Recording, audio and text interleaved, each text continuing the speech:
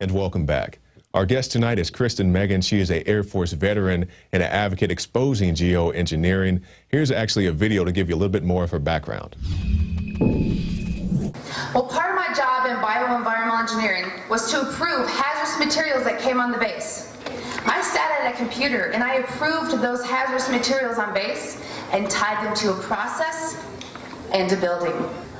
So when I started approving what is called an Air Force Form 3952, the approval of hazardous materials, and I started seeing barium, aluminum oxide, and strontium come on the base from a contractor whose name was not listed, which was not normal, I started to realize that those crazy tinfoil hat wearing conspiracy theorists might not be so crazy.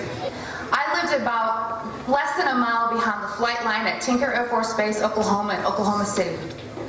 And due to my background as an industrial hygienist and an environmental specialist, I conducted soil grid sampling and grade sampling. Those of you who may not be too privy to chemistry, you know that there's natural elements occurring in Earth. Aluminum is one of them. However, barium, radioactive, and strontium are not. So I conducted those samples and saw limits in my community that would make your head spin.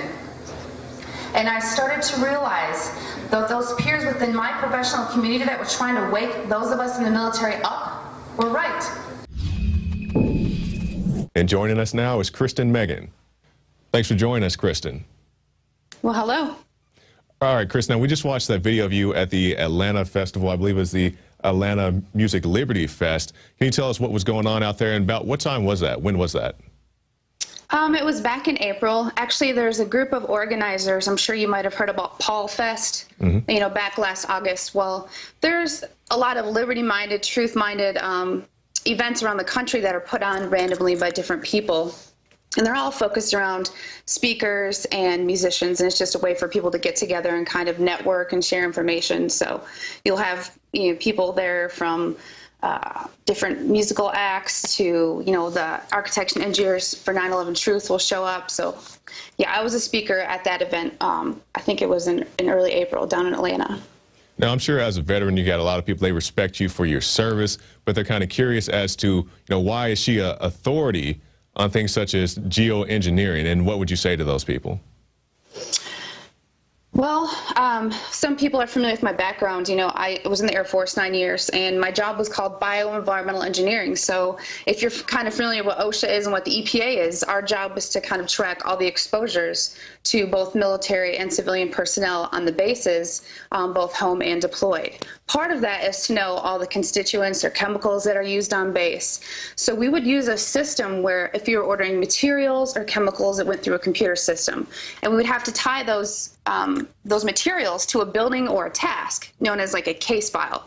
And the reason for that was knowing what was brought on base, we could then say, oh, whoa, this is hazardous. These people need to be in respirators, or, they need gloves. So it was basically tracking employee exposures. So I wasn't really familiar with what geoengineering or chemtrails were at the time. So maybe we'll go into a little bit more, but that's how I got familiar with the constituents that were used, is because I would have to tie these materials to a task. And this particular constituents that were used in geoengineering were not tied to a task. Exactly. And I saw something that was very interesting to me. You talked about Tinker Air Force Base in that clip we just showed a second ago. And it's very interesting to me because I live in the state of Oklahoma. I've been there. My dad visits there regularly as an Air Force veteran. And I'm just curious, can you tell us again the story, your experience at the Tinker Air Force Base and how you came across some of this information? Yeah, of course, I went into the military after 9/11, trying to be all gung-ho and supporting my country. And, I went in around 2001, 2002, and I think it was around 2006 I actually watched Terror Storm. And that kind of turned my world upside down. I know in an attempt to debunk that, I kind of stumbled upon other things, and it kind of changed my mindset and what was going on. Well, one of the things I stumbled upon was people talking about these chemtrails or geoengineering and population control and all these crazy theories. And I started to kind of go on different forums and hear people that claim to be whistleblowers who were pilots that didn't want to be named. And at the time, I started getting more information. People started describing the aircraft that we had on base. People started describing that they were unmarked. And also the materials. Again, I spoke before, when materials would come on base, they would be tied to a case file. And I remember a time seeing certain constituents coming on base that were they weren't classified, but they didn't quite make sense. The name of the contractor wasn't identified. It was very vague, and it wasn't tied to a process. It was just a number. And that wasn't normal, but I just figured it was a contractor. So I started doing my own investigation. With all this information I started to gather on knowing, hey, these people are describing the aircraft, the J-stars we had on base, and we're a perfect base. We take aircraft apart down to the last screw. It's a maintenance base. And before those airplanes roll out, they fly unmarked and they're white. Mm-hmm. So I thought, this is just too convenient. Somebody's just making this up because they're familiar with this information. Well, I lived about a mile behind the flight line at Tinker Air Force Base. So I started conducting my old soil grid sampling. I lived in a relatively new neighborhood, so I knew, okay, anytime someone knows how to do soil sampling, you should always go and get the background soil sampling in your area. Mm-hmm. Different regions of the country have higher radiation in the background, different type of soil. So I got the local information from my county, and I had the parameters to bump it against. And what was coming back was high PNAs, which are polynuclear aromatic materials that are naturally occurring in Earth, but it's usually associated to something man-made when it's that high, unless you had bad backfill. Right. I was getting barium, aluminum, and even though some of these items are naturally occurring in Earth, the compounds that they came back in were all industrialized. So this wasn't like something that would just be normal. So this kind of freaked me out, and I thought, all right, well, this isn't a Superfund site. These contaminants shouldn't be in the soil. So I just kind of Well, at that point, let me ask you just to interrupt for just 1 second. At that point, when you said these materials shouldn't be in the soil, what was your original thought? What was your conclusion as the original source? Well, again, because I had that background information to bump it up against, and knowing how strict the EPA was in Illinois, I knew it wasn't bad backfill. There's nothing going on in my neighborhood. I immediately figured it was some sort of contaminant coming from the base. Mm.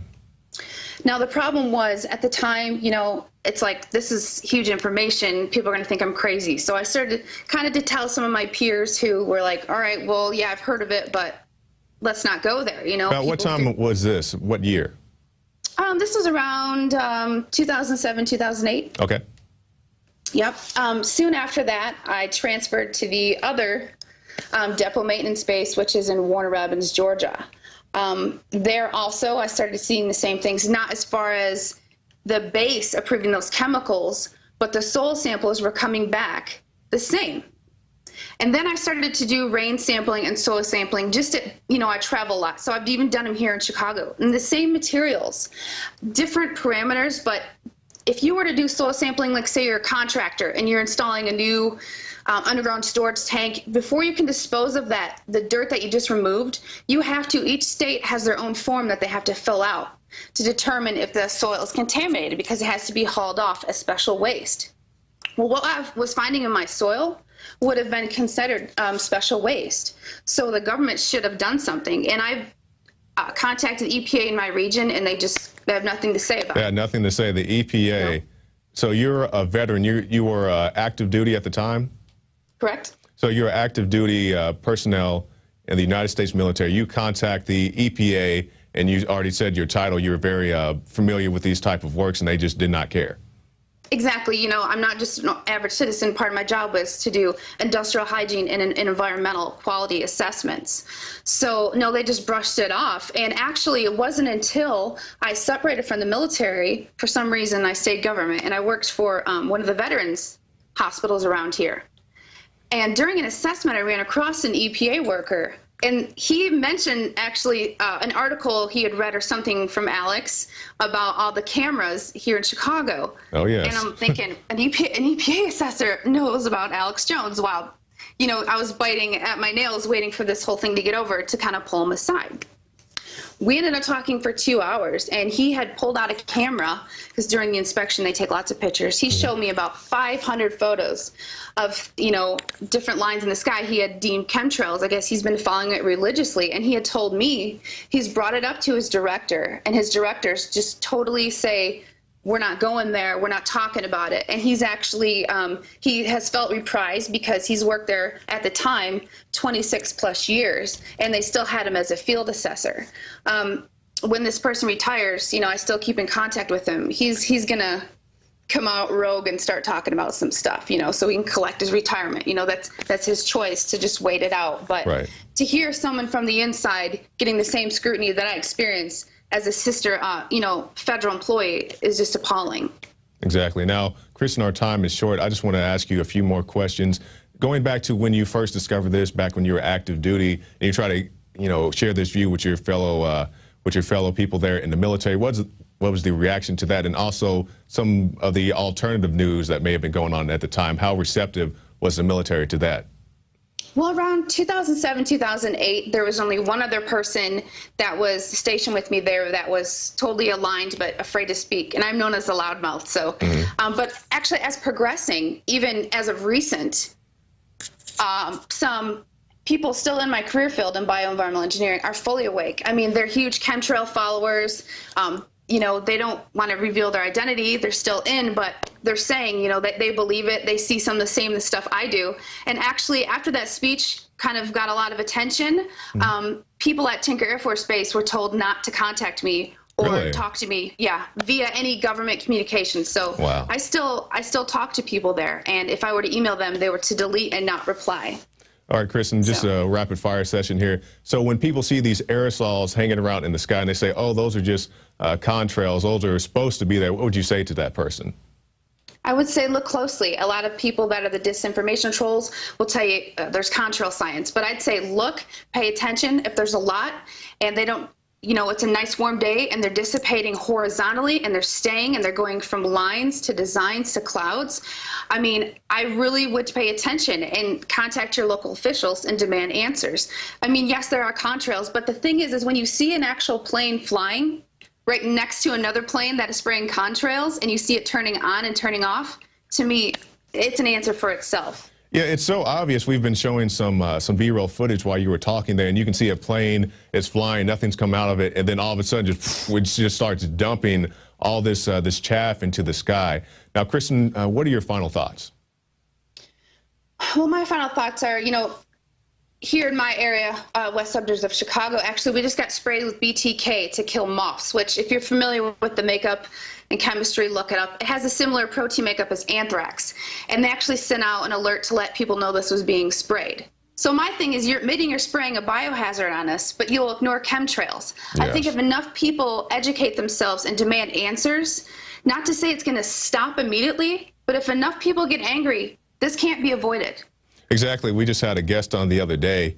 He made an app for chemtrails or contrails, whatever you want to call them. I believe it's Skyder Alert, and it's selling very well from what I understand, and definitely happy for him. Now, Chris, I want to ask you one final question. I'm sure you've probably heard about Adam Kokesh and his armed march on Washington, D.C. So what are your thoughts about that? Would you participate in that if you could? I'm actually going to be there filming. So I do a lot of different media contributing, so I'll be covering for the Next News Network. But more power to people. I mean, I'd say civil disobedience is what we need. I think if we outnumber the bad police, I think this can have a good ending. But here's the thing. A lot of them are probably going to be veterans, and people will say, what are you doing? Those people signed up to die for their country in the military, so why is it suddenly unlawful when they're willing to die for the country, still upholding their oath in civilian clothes? I don't see what the big hoopla is, but I think it's an awesome thing. All right, so just to clarify to our viewers who may not be aware of this is going to be an armed march in Washington, D.C., July 4th. People will be carrying loaded long guns strapped to their backs. And, Kristen, you support that? I do. I think that there's nothing wrong with carrying a weapon. We drive vehicles every day which are more dangerous and carry pills in our purses. So I just think people have to go in there knowing the consequences. And Adam has made it clear if you are arrested to just, you know, take what's coming towards you because this is civil disobedience. And my fear is there will be provocateurs. But again, you know, oath keepers is a big thing, you know. you're upholding your oath, regardless if you're just a civilian. You're protecting the constitutional rights, and I don't see why anyone can say anything negative about this, because we need our weapons to protect ourselves from those unlawful people. Great. Now, Kristen, how can people get a hold of you and keep up with your information? Well, you can follow me on Twitter at Kristen Megan. Find me on Facebook at Kristen Megan. My website is sugardecoded.com with a T. And also, you can just send me an email at kristenmegan@gmail.com. I'm a huge I advocate for veterans' rights, so if you have any information you want to share related to chemtrails or just any questions, please feel free to contact me. All right, great. Kristen Megan, a real oath keeper, definitely interested in following your works and also those of Adam Kokesh. I believe Alex is going to try to make it out there. I may try to see if I can go with him. I'm very interested to see what's going to happen July 4th. So, Kristen Megan, thank you for your time. Thank you. All right. There she goes, a good oath keeper. I'm glad to see people actually keeping their oath, people who will not just march with guys like Adam Kokesh, but people who will go out and fight things that are not popular. Like she said, when she started back in 2007, 2008, it wasn't popular to talk about this stuff, especially on a military basis, but more and more as she talks to more and more people are waking up. And that's what we need people to do, not just in the military, but in the police and everywhere else. If you're just a normal, everyday citizen, just get this information out to people. And a great way to do that is prisonplanet.tv. You can get yourself a 15-day free trial. You can share your username and password with up to 11 different people. And odds are you're not going to have 11 different people on there at all times. So just go and put it on your Facebook page. Hey, go check out my Prison Planet, and different people will log in at different times and get the information. And also, particularly geoengineering and chemtrails, you can check out our pack right here. We're going to show you here in a second. There it is right there. The Chemtrails Combo Pack. What in the world are they spraying, and why in the world are they spraying? Two great films, probably the best things we offer concerning chemtrails. You can see it right there for $34.90, and that's available at the InfoWars store. Well, that's it for this edition of the InfoWars Nightly News. I'm your host, Jakari Jackson, and I'll see you next time.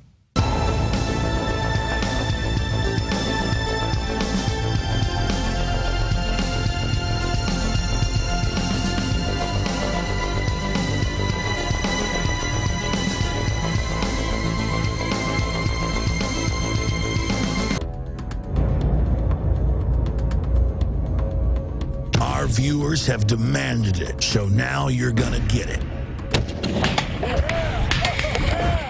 More pro-Second Amendment gun shows in the month of June. What we've learned is you cannot hide behind an I-beam when there's a 50 cal present.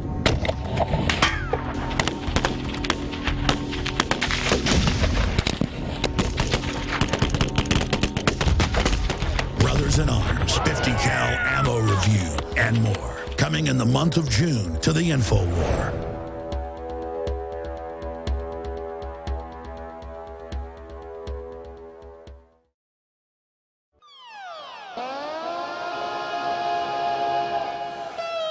Hello, this is Hank Hill, and I'm telling you what, you need to listen to Alex Jones. Yeah. Infowars.com. Judge, what is the secret of the universe? Infowars.com.